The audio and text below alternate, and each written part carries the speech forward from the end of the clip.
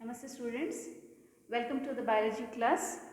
Hope you have gone through all the videos of chapter 1, the living world, and you have understood the concept very well and you are preparing for your unit test. So today we will begin with the new chapter, that is biological classification. Already we have come across the term classification and you hope you know what is classification now, right? So classification is anything that is grouped into category. Anything that is grouped into a convenient category is known as classification. But here in this particular chapter we are going to study about biological classification. So first we will note down what is biological classification. Biological classification is a systematic procedure or a scientific procedure of arranging the organisms into groups. Scientific procedure of arranging the organisms into groups is known as biological classification. So why classification system has to be introduced and what is the need of classification? See, classification is very important because you know that there are large number of organisms and different kinds of organisms on the earth. And we have already noted down that there are around 1.7 to 1.8 million organisms that have been already identified as well as described. And it is very difficult to study each and every organism. Okay. So, there is a need for a system of classification or there is a need for classification mainly to study about the organisms, and it is highly impossible to study each and every organism. So, we usually identify and categorize the organisms. Okay, based on certain criteria, we identify the organisms and we categorize the organisms into convenient groups, and we have already studied what are those groups. The groups are, or the taxonomic groups or categories are kingdom, phylum, division, class, order, etc. We have already noted down this, right? So here each taxonomic category or taxon has got number of organisms, and how we have grouped them into number of organisms based on the similarities and comparing the similarities and dissimilarities, we have categorized organisms into convenient groups. Suppose if you want to study about a particular group and if you know some of the characteristic features of at least one or two organisms in that particular group, then it is easy to remember and study about the other organisms that are present in the same group. Okay, so for this convenient study of organisms, we usually categorize the organisms or classify the organisms. Since it is highly impossible to study every organism, it is very important to classify the organism, and during classification we identify the organism and categorize the organism into a particular group or taxonomic category. And by knowing the classification, so classification is very essential mainly to study the organisms of the past. Okay, so if we have a particular system of classification or proper system of classification, then organisms of the past can be studied. If there is no proper system of classification, it is not possible to study the organisms of the past. And classification helps in knowing relationship among different organisms. So only if we apply proper system of classification, it is easy to understand the relationship among different organisms. So these are the different ways why we need, or these are the different reasons that is essential for the need of classification. So classification is essential mainly for the following reasons. And you know that there are certain living organisms or certain species that may be available only in one locality and they may not be available in other locality. So people of a particular locality, they may be knowing of those species that are found there or available there. They are not aware of those living organisms or species that are found in another locality. So if all these organisms are brought together and they are categorized as per the proper system of classification, it is easy even for us to study about the various kinds of organisms that may be found in any other localities.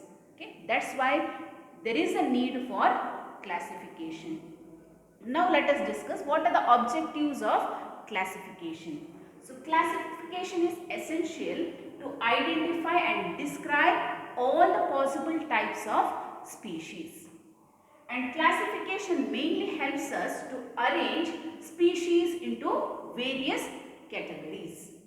And classification helps us to trace the evolutionary relationship, and it also helps us to trace the origin as well as about the evolution of the species. And classification helps us in easy identification of organisms. That's why classification is very important, and these are the objectives of classification. So we'll note down what were the systems of classification that were found earlier. Okay, so there were various systems of classification. Various criteria had been used for the classification of organisms. So classification was found, or the system of classification was used even in pre-Linnaean period.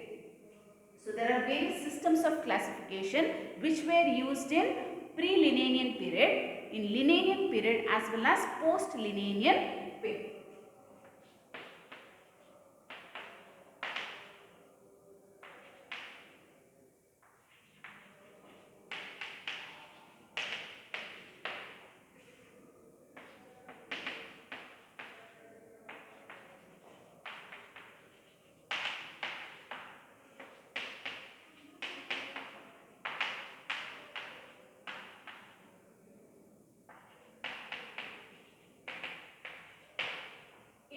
Pre-Linnaean period, Linnaean period as well as post-Linnaean period. So pre-Linnaean period was almost in 17th century. Okay, so during pre-Linnaean period or almost in the 17th century, the living organisms were mainly categorized based on the external characters or the morphological features. So biologists used to observe or collect the external characteristic features of the organisms, and based on their similarities they used to categorize the living organisms into a convenient group or convenient category. But later on in Linnaean period was almost in the mid of 18th century. Okay, mid of 18th century, in Linnaean period some of the biologists have considered criteria like not only the external morphological features of the organism, they also considered the features of sex organs. So based on the features of sex organs as well as external features, they categorize the organisms. Okay, and both these system of classification which used criteria like considering external features of the organism and considering the sex organs, features of sex organs of the organism, is considered as artificial system of classification. Okay, artificial system of classification. So after Linnaean period, that is during post-Linnaean period, that is almost towards the end of the 18th century and in the 19th century. So after the end of 18th century and in or during 19th century, that is post-Linnaean period, certain other systems of classification has been developed by various biologists, and in this particular system of classification, biologists not only studied about the external morphological features, they also taken into criteria the internal characteristic features of organisms, that is anatomical characters, even the biochemical characters and the developmental features were taken into consideration. Okay, about the cytological features, developmental features has been taken into consideration. So based on these different criteria, living organisms were categorized during post-Linnaean period.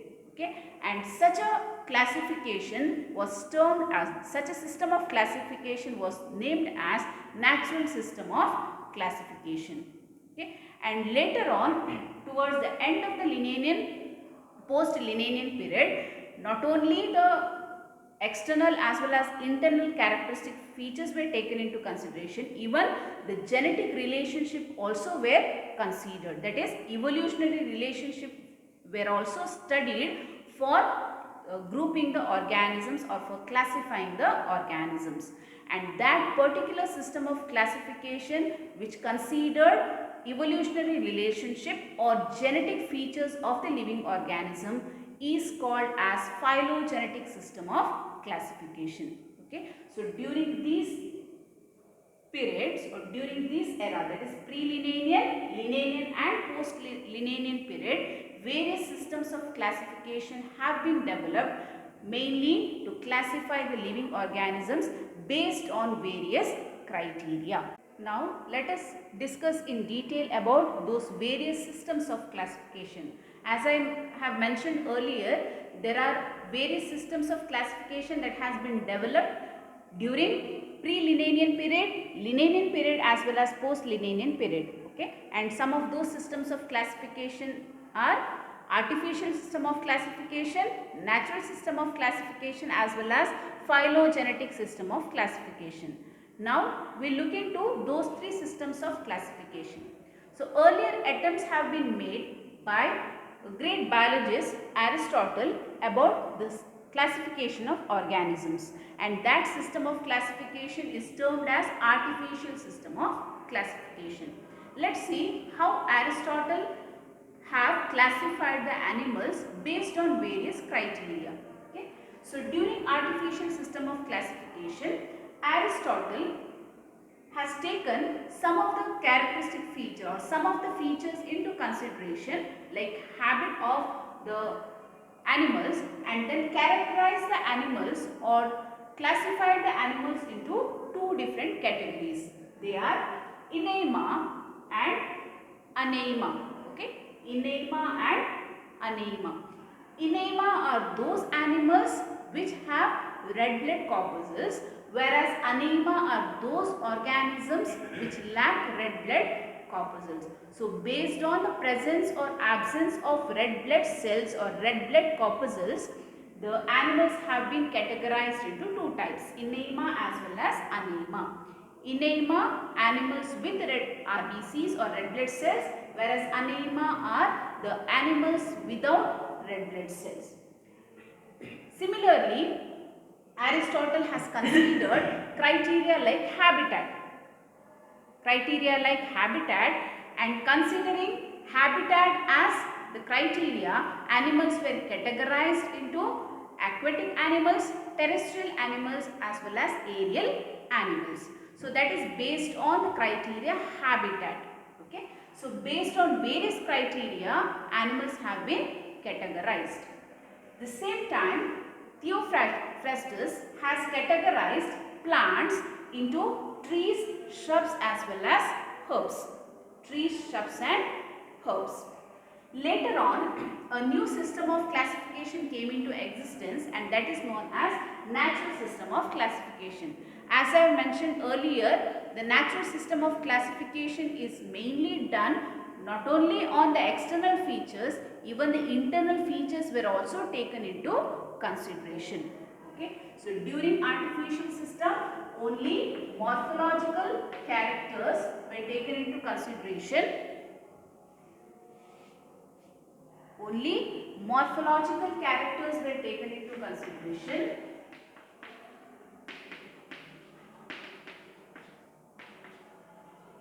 That too, few of the morphological characters, one or two morphological characters were taken into consideration.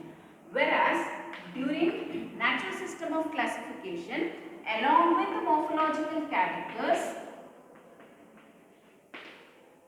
even the anatomical characters, that is anatomy, the ultrastructure of the cell,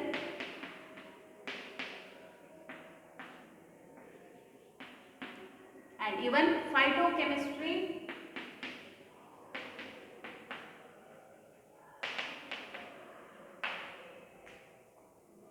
morphology, anatomy, ultrastructure, phytochemistry were taken into consideration, and even the embryological characters were also taken into consideration. So based on all these criteria, organisms were classified. So one of the example for such natural system of classification is Bentham and Hooker's system of classification on plants. Okay, so this is one of the famous system of classification, Bentham and Hooker's system of classification. It is considered as one of the best and famous system of classification. So George Bentham and Joseph Dalton Hooker, this was developed by George Bentham and Joseph Dalton Hooker. Joseph Dalton Hooker has developed a new system of classification in plants, that is Bentham and Hooker's system of classification. So in Bentham and Hooker's system of classification, criteria like morphology, anatomy, ultrastructure, phytochemistry and embryology were taken into consideration. Okay. So next we look into phylogenetic system of classification. So in phylogenetic system of classification, mainly the evolutionary relationship were taken into consideration. So based on the genetic relationship or evolutionary relationship, organisms were classified. Okay. So such a system of classification which mainly considers evolutionary relationship or genetic relationship is known as phylogenetic system of classification. For example, a system of classification has been given by Engler and Prandtl. So that is known as Engler and Prandtl system of classification. So they have mainly considered evolutionary relationship or genetic relationship for classifying the organisms. Okay. So if there is no evidence of genetic relationship or the evolutionary relationship, it will be difficult for classification of organisms. So later on, a new system of classification has been emerged, and that is known as phenetic system of classification. So next we will discuss what is phenetic system of classification and what are the different criteria that has been taken during phenetic system of classification. Now let us discuss about phenetic system of classification. So I have already mentioned what is artificial, natural and phylogenetic system of classification. Now let us discuss what is phenetic system of classification. Okay. So this phenetic system of classification takes lot of information for categorizing the organisms. Okay. Now we have lot of information and we get information from various sources, and by using this information from various sources we can categorize the organisms. Okay. And this system of classification has been emerged mainly since there is no supporting evidence for some of the organisms, or especially no supporting evidence of fossils. So when there was no supporting evidence of fossils, this system of classification came into existence. Okay, that is known as phenetic system of classification. So phenetic system of classification mainly includes three different types of taxonomy. Three different types of taxonomy, and they are numerical taxonomy,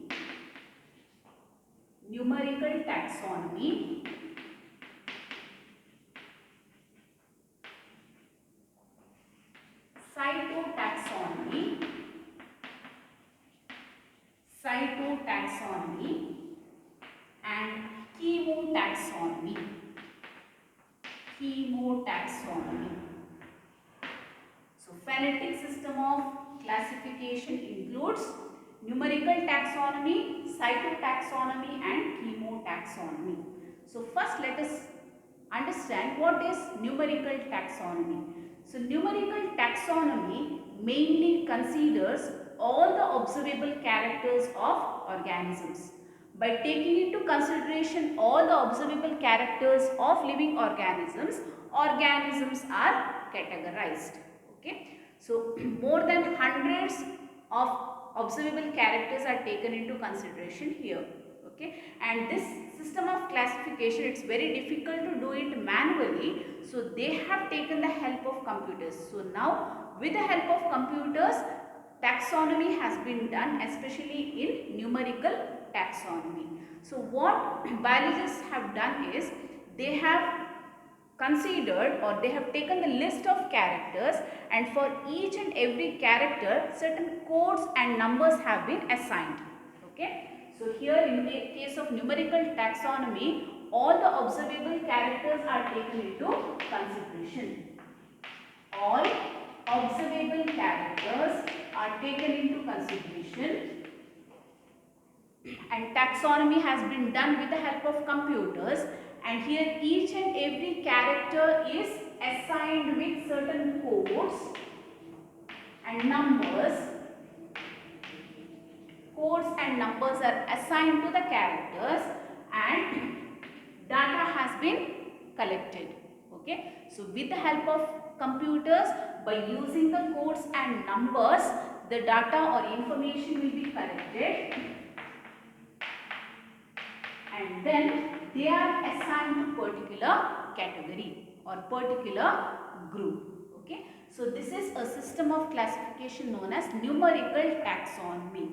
Okay, there is one more system known as cytotaxonomy. So cyto refers to cell.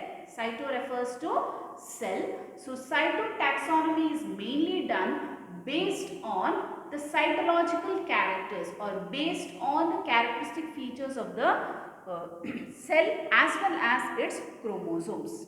Okay, based on the characteristic features of cell as well as chromosome. Especially in cytotaxonomy, the criteria they mainly use for categorizing the organism is the chromosome number, chromosome structure, as well as the behavior of chromosomes. Okay, so some of the criteria like chromosome number,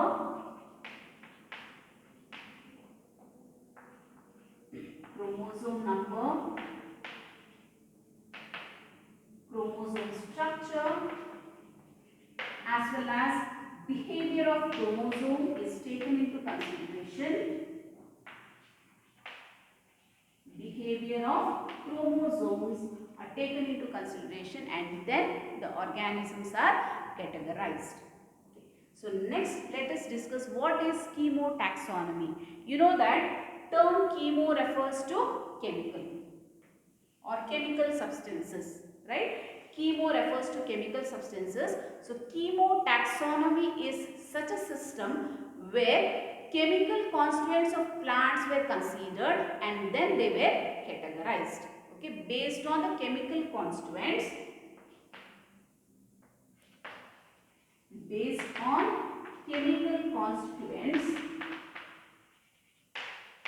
present in plants, the plants were categorized.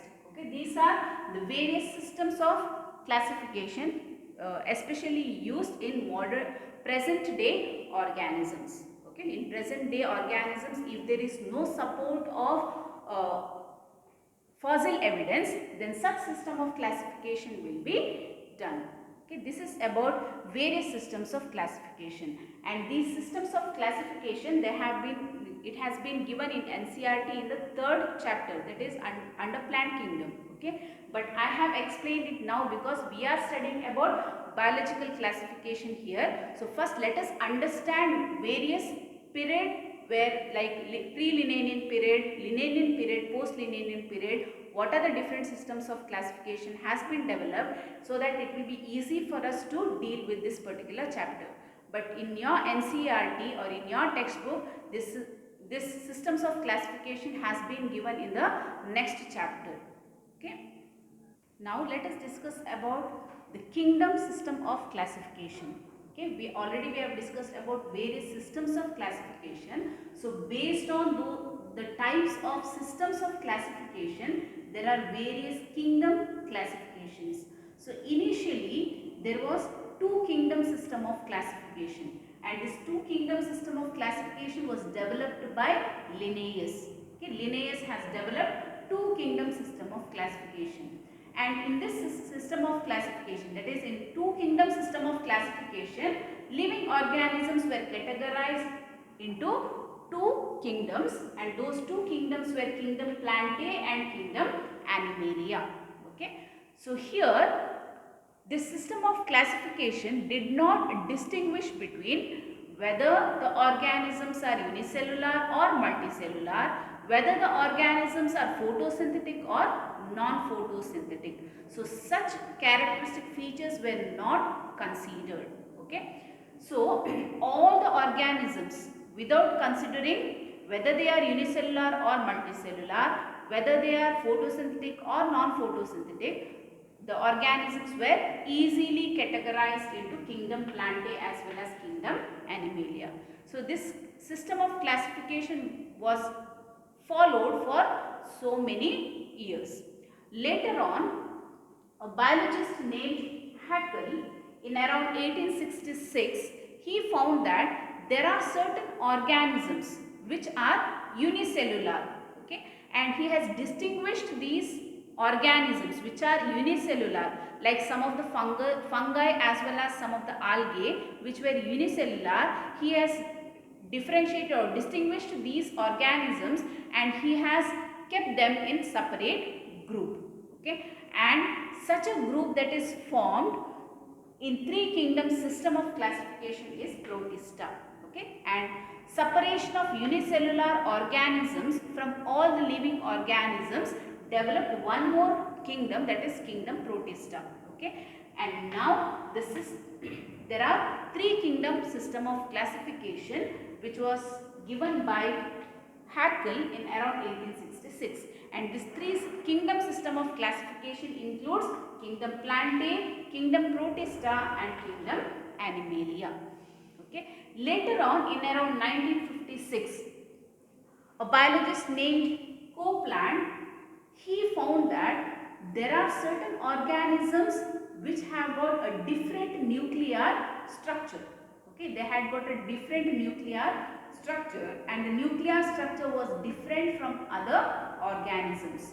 So based on the distinction done by the nuclear structure, Copeland has categorized those organisms which has got a different nuclear structure into prokaryotes. Okay, he has distinguished them as prokaryotes, and they were placed in separate group, and that particular group or kingdom where the prokaryotes were placed is named as kingdom Monera. Okay, so this four kingdom system of classification was developed by Copeland in the year 1956, and the four kingdom system of classification includes kingdom Monera, kingdom Protista, kingdom Plantae and kingdom Animalia.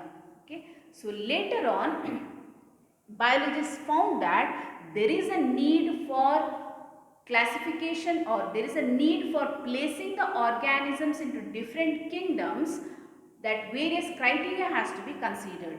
So based on the need of various criteria for classifying the organism or grouping the organisms into different kingdoms, a new kingdom of system of classification came into existence, and that is five kingdom system of classification.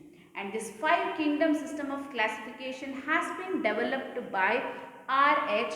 Whittaker. About one more system of classification that has been developed after four kingdom system of classification, that is five kingdom system of classification. And five kingdom system of classification was developed in the year 1969 by R.H. Whittaker. R.H. Whittaker has developed this five kingdom system of classification in the year 1969. So here organisms were categorized or classified based on various criteria. Okay, So some of the criteria that they have been used to categorize the animals or organisms especially are complexity of the cell, considering whether the cell is prokaryotic or eukaryotic,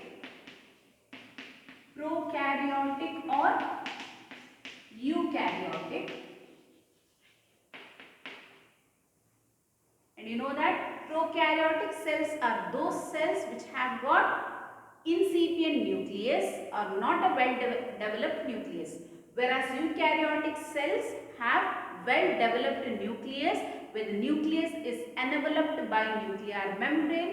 It has got nucleolus as well as other components. Okay, and one more criteria that they have selected is complexity of the body structure. So considering whether the organisms are unicellular or multicellular. Unicellular or multicellular. And they have also considered the mode of nutrition for classification of organisms. Mode of nutrition like whether the organisms are autotrophic or they are heterotrophic. Autotrophic or heterotrophic. So among heterotrophic, they have also considered whether they are holozoic or they are saprophytic, okay, or saprotrophic.